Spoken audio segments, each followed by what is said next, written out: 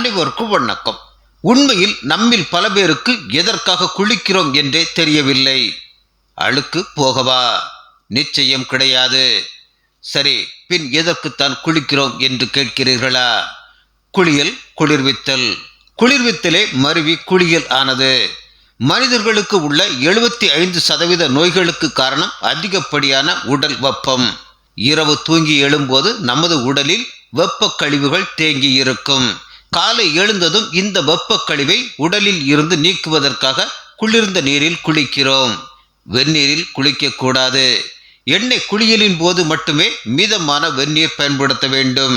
குளிர்ந்த நீரை அப்படியே மொண்டு தலைக்கு ஊற்றிவிடக்கூடாது. இது முற்றிலும் தவறு. நீரை முதலில் காலில் ஊற்ற வேண்டும். பின் முழங்கால், இடுப்பு, நெஞ்சு பகுதி, இறுதியாக தலை. எதற்கு இப்படி? காலில் இருந்து ஊற்றினால்தான் வெப்பம் கீழிருந்து மேல் எழும்பி விழி மற்றும் காது வழியாக வெளியேறும். நேரடியாக தலைக்கு ஊற்றினால் வெப்பம் கீழ் நோக்கி சென்று வெளியில் போக முடியாமல் உள்ளேயே சுழன்று கொண்டிருக்கும். இப்பொழுது நம் முன்னோர்களின் குளியல் முறையை கண் முன்னே கொண்டு வருவோம். குளத்தில் ஒவ்வொரு படியாக இறங்குவார்கள். காலில் இருந்து மேல் நோக்கி குளிரும். வெப்பம் கீழ் இருந்து மேல் எழும்பி இறுதியில் தலை முழுகும் போது கண், காது வழியே வெப்ப கழிவு வெளியேறிவிடும். இறங்கும் முன் ஒன்று செய்வார்கள், கவனித்ததுண்டா? உச்சந்தலைக்கு சிறிது தண்ணீர் தீர்த்தம் போல் தெளித்துவிட்டு இறங்குவார்கள். இது எதற்கு? உச்சந்தலைக்கு அதிக சூடு ஏறக்கூடாது. சிரசு எப்போதும் குளிர்ச்சியாக இருக்க வேண்டும்.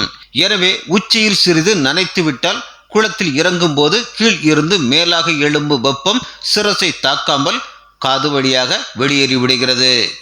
வியக்க வைக்கிறதா? நம் முன்னோர்களின் ஒவ்வொரு செயலுக்கும் 1000 அர்த்தங்கள் உண்டு. குளித்துவிட்டு சிறிது நேரம் ஈரத்துணியோடு இருப்பது மிக நல்லது. பித்தம் நீங்கி பிராணவாயு அதிகரித்தால் அனைத்து நோய்களும் ஓடிவிடும். புத்தி பேதலிப்பு கூட சரியாகும். குளியலில் இத்தனை விஷயங்கள் இருக்கும்போது குளியல் அறை என்றாலே அதில் ஒரு ஹீட்டர் வேற. இப்படி சுடு தண்ணீரில் சோப்பும் ஷாம்பையும் போட்டு குளிச்சுட்டு வந்தா நாம நோயாளியா இல்லாம வேற எப்படி இருப்போம்? குளிக்க மிக நல்ல நேரம் சூரிய உதயத்திற்கு முன்.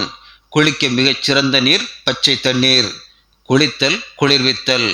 குளியல் அழுக்கை நீக்க அல்ல, உடலை குளிர்விக்க.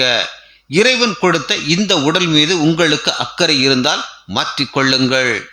நலம் நம் கையில். நன்றி.